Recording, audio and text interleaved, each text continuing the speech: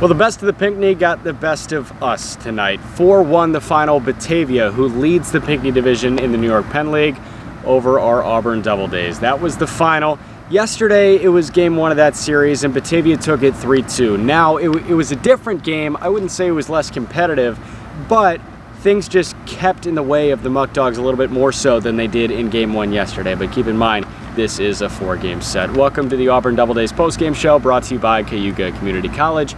I'm Jack McMullen, and this 4-2 game, it was highlighted by actually the starting pitcher for Auburn. Let's look at the good things first. Pedro Gonzalez, the 18-year-old right-hander out of Chichira, Panama.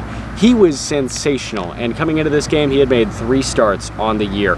His longest start, he went an inning and 2/3 twice. The guy went 4 innings. He allowed 1 earned run. He allowed 2 runs total, but 1 scored by way of a pass ball. So 1 earned run in 4 innings is fantastic for a guy that's 18 years old. And JD Rachi and I were actually talking about it on the broadcast on fingerlegs1.com. That guy has the stuff to succeed at this level and in levels above.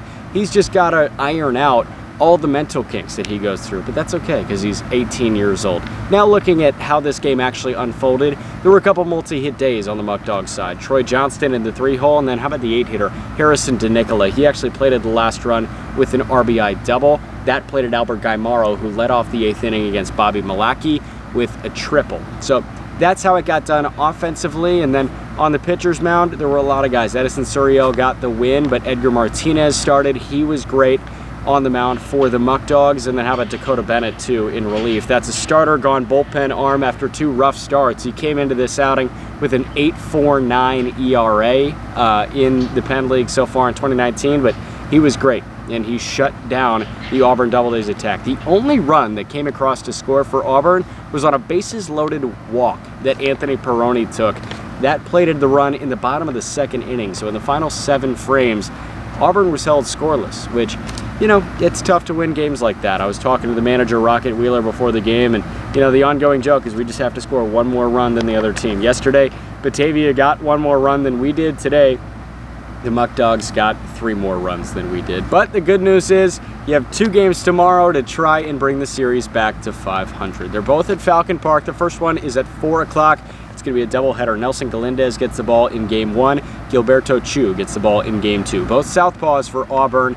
Auburn now 2 games under 500, so they can get back to that 500 marker tomorrow with 2 wins. It's going to be rainy.